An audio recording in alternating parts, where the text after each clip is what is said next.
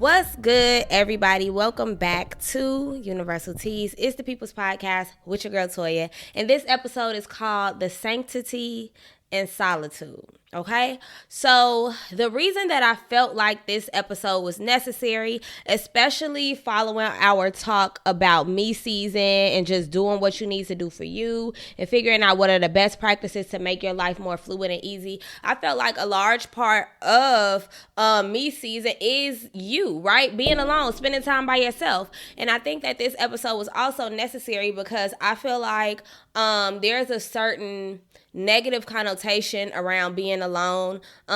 We kind of associate it with being sad, with being depressed, or something being wrong with us, when in all actuality, being alone, you need alone time, because we are so surrounded by other people's thoughts, feelings, opinions, emotions, and we don't even realize sometimes that we are taking all of those things in, whether we know it or not, right? So there's such a sanctity and solitude that some of us don't even recognize, and some of us don't even take the opportunity to discover or to explore, right? So y'all know me, I'm a person for words.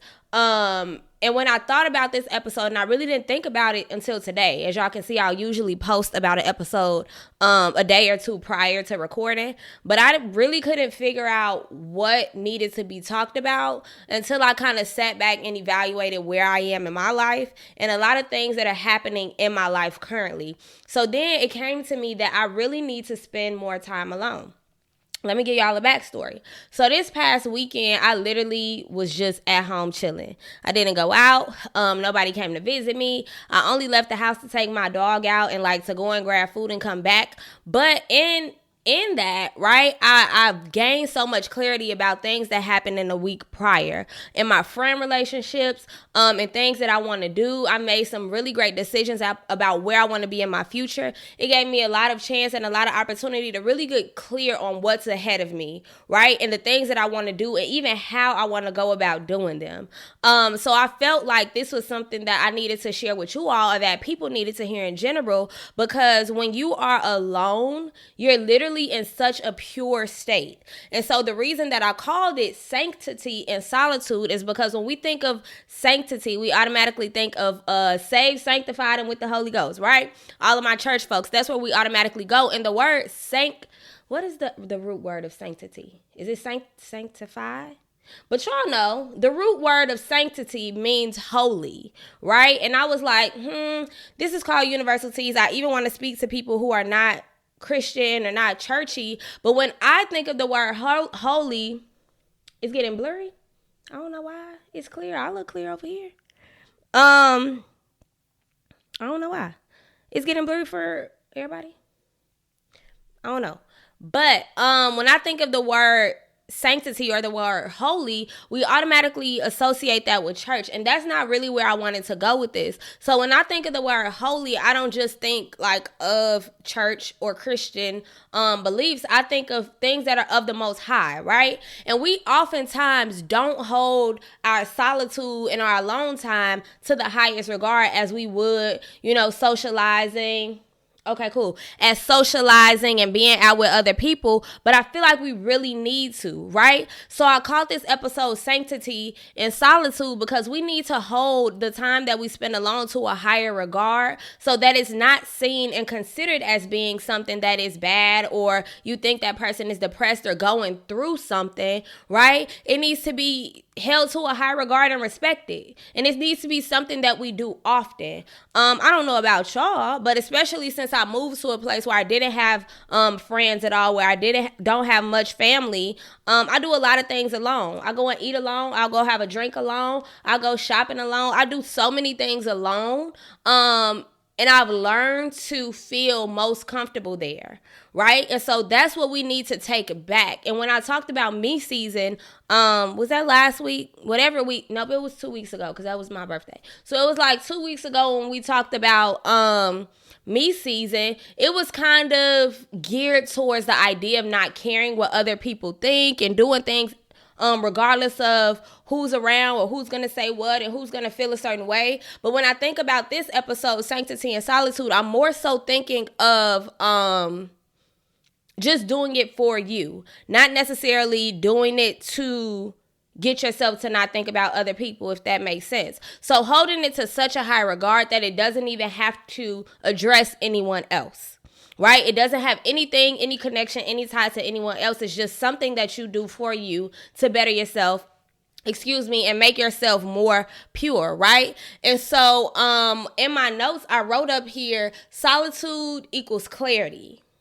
So what I've been noticing, or what I did notice that weekend that I spent entirely by myself, is that I gained so much clarity. There was so many things that happened in my life in the past week, and nothing drastic or dramatic or, traumatizing, but just watching how some situations were happening for friends around me, just watching and hearing about things that are happening in my professional life, I started to realize that in my solitude, I got to sit back and think and reflect on all of those things that were happening. And I see the comments. I promise I'm about to read it, Juliet.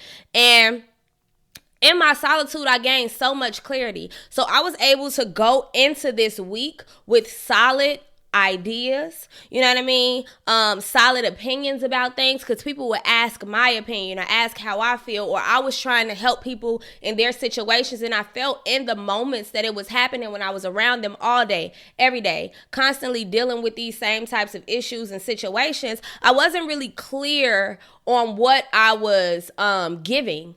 As a result of them asking my opinion or asking what I thought. I didn't really do that with clarity because I was so bombarded with so many different emotions and energies and just people in general. And so when I spent this weekend alone, and what we need to realize is that in our alone time, we gain so much clarity. And the reason why is because you're not tainted with other people's opinions. You're not tainted with inauthentic outlooks on things.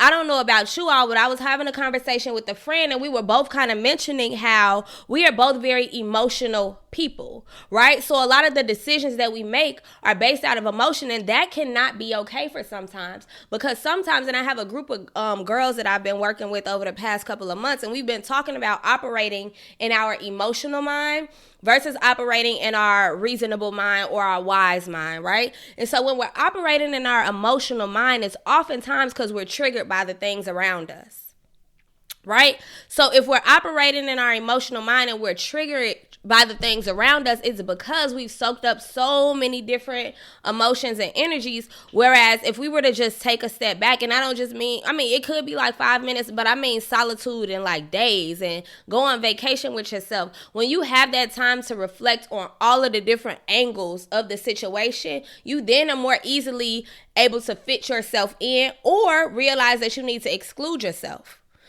And that's what I mean by sanctity being a moment of clarity, or giving you more clarity, because you're not doused in everybody else's issues. Juliet says she's agreed. Definitely learned that you need you time, especially in relationships. Girl, you would know, because you've been in a relationship forever. I was so clingy and had separation anxiety. A long time is good for the soul. And we don't even realize that, though, right? And not even just in relationship, even in careers. Some people get so committed to and loyal to their careers, or these job titles, or titles, right? I'm glad I said that. We get so attached to these titles and what we have to do and the roles that we have to fulfill with all of these titles, whether it be boyfriend, girlfriend, whether it be teacher, whether it be business owner, whether it be whatever roles you play. We get so attached to those. And most of the roles and the jobs that we have, have to do with other people, right? We're fulfilling something for someone else. So it's absolutely important and imperative that we take time to sit in solitude so that we can understand and know and realize and operate in best practices in these roles, right? Because sometimes we get on autopilot. I don't know where I was or what the situation was that I was in, but somebody mentioned or asked a question. I was in a group setting, maybe it was a work meeting, right? And they were like, how many of us have taken the same route to work, right? And sometimes you just get in your car and then you just wind up where you are. You don't even realize, like, you're on autopilot. You're just not cognizant of what street you're on, right? But you're not paying attention to street signs. You barely pay attention to stoplights. We done all ran through some stoplights. I know in Milwaukee, y'all think red mean green. So I know y'all done ran some stoplights. But The point that I'm making is when you're surrounded by so many of the same things and routines and you're just trying to fulfill roles and meet the requirements for roles that we're in, we're sometimes on autopilot. The sanctity that we find in solitude takes us off autopilot and really gives us an opportunity to look at things from a bird eye view. Hey Zay, my dog said Mrs. Friend. I ain't married yet. Don't be letting the people think I'm taking out here. It's just Miss. And you can call me Toya here. But yeah, we have to understand that solitude is necessary. And something that I've also realized in my moments of solitude or just being home alone and chilling and being by myself a lot of times is it's very concerning, especially in adults. People who don't seem to oftentimes be alone. Or no, let me reword that. It's concerning to me when people don't find the importance of being alone. Like they're like, I always have to be with somebody, that friend that's always out, that friend that's always at a function, that friend that's always ready to do something and never really declines a social event. That's kind of I don't want to say it's a red flag, but it's something that concerns me because why are you trying to fulfill so many people all the time? So I feel like when we're talking about solitude, we need to really pay attention to the people around us that don't take solitude in its full extent, right? Because solitude gives us that clarity. And how clear can someone guide you? How much advice can someone give you? How much can someone criticize you if they don't really know or have time or have ever sat with themselves to figure out who they are? How? That's not how these things work. So finding solitude gives you the opportunity, like I said, to really evaluate every angle, every person, every situation. And when you come out of that solitude, you're able to go back into these situations, because oftentimes there's situations, or when we're not in solitude, these are places that we're in where we have to be in other people's worlds and a part of their energies. You can go into those knowing where you belong, knowing, okay, so this is how I have to handle this person, or even recognizing I don't even want to handle this person, right? Going into it like, this is what I want for me. This is what I realize in my clarity. So now when I step back into this, this is how I need to come. This is how I need to pop out, right?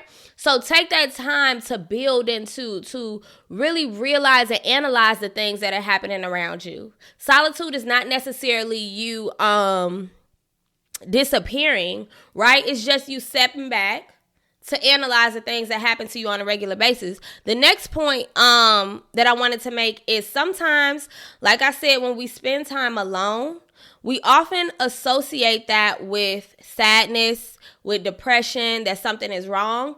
But we need to take back that power, kind of like I talked about last week. We need to take back that power and that reverence over our solitude to make it a safe place.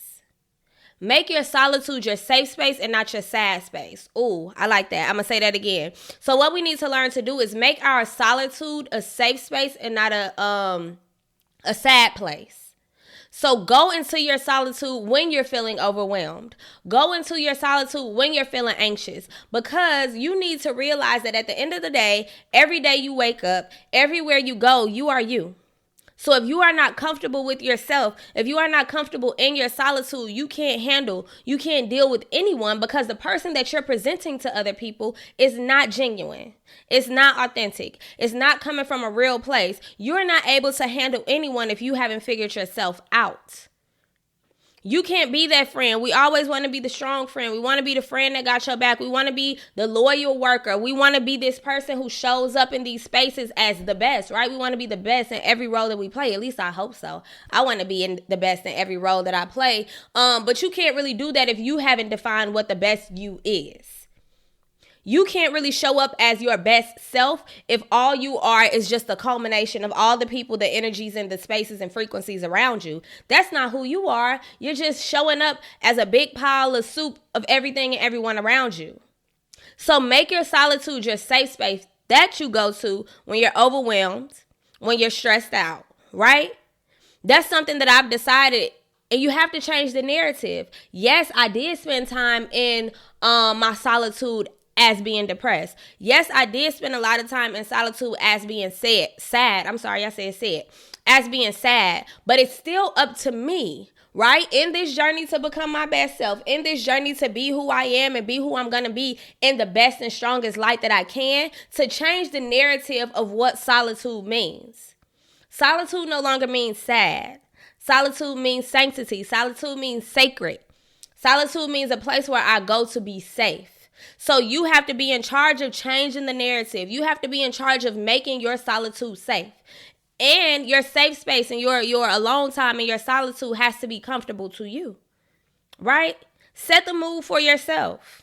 Do all the things that you need to do to make you happy, to make you feel safe, to make you feel sanctified and holy and of the highest regard, right? We said that's what that word means.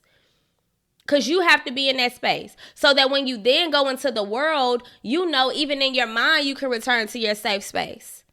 A lot of times when we talk about mental health, when we talk about meditating, when we talk about all of these things and, you know, visualize yourself in this place. When I'm stressed out, I visualize myself at home by myself because that's my safe space. That's my sanctified space. That's the space that is of the highest regard and the most holy to me, right? Your peace of mind shows the best you, so being alone is healthy and much needed and is necessary.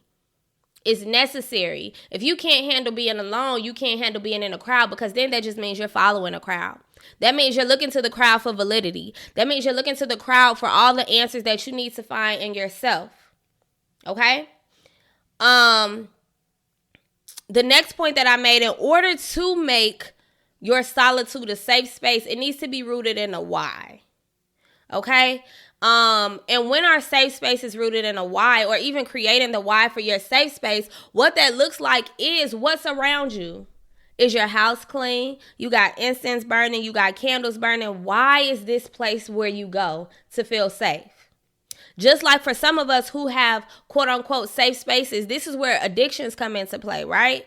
Why do people rely on alcohol? Why do people rely on weed? Why do people rely on all of these things that are not healthy? It's because it makes them feel good. So do the things and create the spaces and the routines and the habits that make you feel good. So that can be your why to be alone.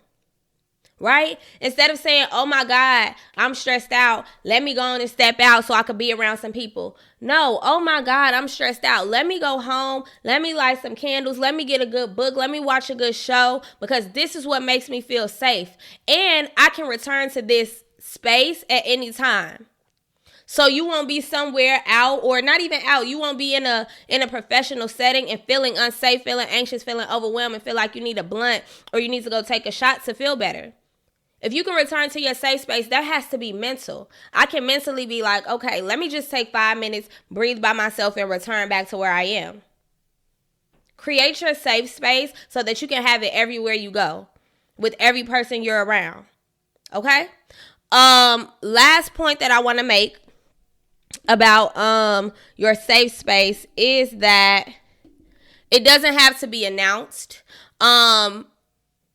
Or restrained by time. So when we take this time to be alone and not be around anybody, it doesn't have to be something that is announced, right? Like, oh my God, y'all stressing me out. I'm about to disappear. Oh my God, y'all irritated me. I'm about to just leave y'all. I don't want to be around nobody. And here's why. So I was talking to some friends and coworkers today, and the topic was brought up of, oh, we should go out this day and kick it. And I was like, nope, I ain't really feeling it. I'm not really feeling people. I'm really trying to disappear, meaning I just kind of don't want to be in the mix. And my friend was like, girl, you say that every 2 weeks. And in my mind, I'm like, I do kind of announce that I don't want to do things, but that kind of takes away from it being my space and my safe space. Just do it. Right? The people that care about you will notice if you're not around, and they'll check in on you. You don't have to announce your solitude. And I heard a while ago that people who really care about you hear you when you're quiet. So you don't have to really announce that you're going to your safe space. Just go. Just take the time you need because, again, you are not pleasing the crowd. You don't have to make announcements about doing what's best for you. If you need time, if you need space, just take it. Okay? Because what I've realized that in me saying that, and this is a moment of transparency. I think that's a word. It's a word today if it's not. most times when I announce like, yeah, I'm just trying to go missing, I'm trying to disappear, I don't want to be around nobody, I'm looking for a little bit of sympathy. You know, you say things like that and you kind of looking for somebody to be like, oh, what's wrong? Like, why you don't want to be around people? You know what I mean? And you don't have to do that, and that adds to your alone time being sad. Like, no, you don't have to do that. Your alone time isn't a sad thing, it's a safe thing, right?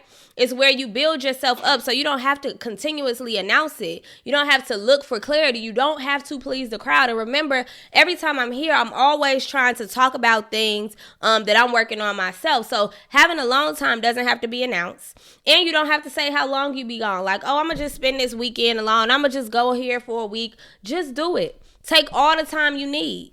You don't need validation. You don't need acceptance. You don't need anybody to give you the green light. Just take the time you need, and just do you by yourself, for yourself. Okay.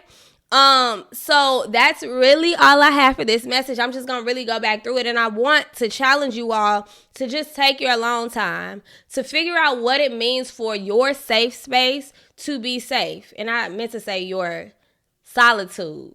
But see, that's me changing the narrative. For your solitude to be a safe place, to be a sacred place, to be sanctified, which means that it's holy and of the highest regard. Make your solitude the best place, and the most prestigious place, and the most highly regarded place that you go to, right? That's the first point. Use your alone time to give you clarity about the situations you have to be in. We can't run away from life. We can't run away from people. We can't completely remove ourselves from the world and society forever, but use that solitude as a space where you gain clarity. Take the time to view the situations, the relationships, the business partnerships, work. Take that time to look at that from every different angle that you can, so that when you step back into it, you're stepping in with a place of clarity and authenticity for who you are in that space. Or use that as a time to figure out if you need to even exist in that space. Okay? Add intention to your solitude. Okay? A lot of the times, like I said, when we are operating in solitude, we just kind of isolate ourselves because we feel away, and we don't really analyze that feeling. Why do you need to be isolated? Why do you need this solitude, right? That adds to the next point that I said, is making your alone time a safe space. Don't make it a place of depression because you're sad. Sometimes celebrate by yourself. When I say make your solitude a safe space, you can celebrate in solitude. That's the thing as well. Okay? Because then your solitude isn't tainted. Right? Your safe space isn't tainted by outside opinions and frequencies. It's okay to celebrate in solitude sometimes if you need to. Celebrate in solitude, then go turn up with the people. Right? Make sure that your alone time is just as sacred as the time you spend with people. Okay? The next point that I made is make sure that I already said you have a why. Don't have to announce when you're having your alone time. Just take it. You're not here to please anybody. You're not here to make anybody comfortable, and you don't need sympathy. Stop making your solitude a sad space. Just do it. Just take a weekend off and chill by yourself. Just miss a function or two. Trust me, I love a function. I'm going to come to a function, but I'm going to also miss a function or two. Okay? So make your solitude a safe space. When you all leave, or you finish listening to this message, you finish watching this video, I want you to leave by telling yourself that solitude is a safe space. Solitude is sanctified, okay? Solitude is intentional. Solitude is not sad. Solitude is not depressive. Make it your own. Whatever you need to set up your safe space, do that. Because nobody cares as much about you as you do. And if you do feel like people care about you more than you do, this is why you really need to sit in solitude and make your safe space. Sorry, see, look, my brain is already saying safe instead of sad or solitude. Make your solitude safe. Make it sexy. Put on some lingerie. Walk around the house with a glass of wine. Shoot, make your solitude okay, so that when somebody else is in your space that was once your solitude, they have to adjust, not you. They're going to have to adjust to the space that you created. And you're going to be so comfortable in the space that if they don't adjust, you're just going to have them move on and be okay. Because when you return to that solitude, you're still going to be fine, because this is a safe space that you created. Takes so much, what is the word I'm looking for? Takes so much I don't know. Take so much reverence and so much honor. Take so much honor in the safe spaces in your solitude that you create that only people who can operate on your frequency will be okay being there. Okay? I don't care what your body looks like. I don't care. I don't care. If you walk around your house in lingerie all the time and you get comfortable looking at your sexy self in the mirror, and then somebody come over, the person you trying to date come over and they kind of look at you sideways when you come out in your lingerie, they gotta go. Because they not as happy in your safe space as you. So they gotta go. The right person is gonna clap for you. Right? Make your solitude safe. Make your solitude sexy. I don't know what other S words y'all could come up with. Make your solitude sanctified. Make your solitude, all of that. Okay? So, when you all listen to this, when you all watch this, after you share this, after you tag some people to come and talk to us, make sure that they understand that solitude is sanctified. This episode is called The Sanctity and Solitude because the word sanctity represents holy. And when I talk about holy, I ain't telling y'all to come to the altar. I'm talking about something being of the highest regard. We need to change the narrative for what it means to be alone. We need to change the narrative for what it means to take a step back and just disappear for a little while. That's all you. That's your safe space. That's your happy space. And you have to realize that when you step back into the world, every time you return from your safe space, you're going to be better for all of the other spaces that you're in. There's nothing enlightening about shrinking so that other people won't feel insecure around you. So when you step into those spaces, you're going to be holy. You're going to be sanctified. You're going to be of the highest regard. Because you think so highly of yourself, other people are going to have no choice. And if they don't, they're going to fall off. All right? So, I'm going to go ahead and wrap this up. This is a quick little chit chat. Go ahead and share the video, like the video, tag some people so they can see the video if they need to be alone. That friend that be at every function, tag them. Because we concerned. Why can't you sit your butt down and be alone? Okay? That friend that don't miss a function, tag them. That friend that's always calling you every weekend to turn up, tag them. Because their safe space, their solitude is sanctified. And you need to get them to get their solitude sanctified. Child, go sit down. Nope, go sit down. You said you have $5 in your bank account and you only going to get a drink because you think somebody going to buy you one. Go sit down. That's what you need to do.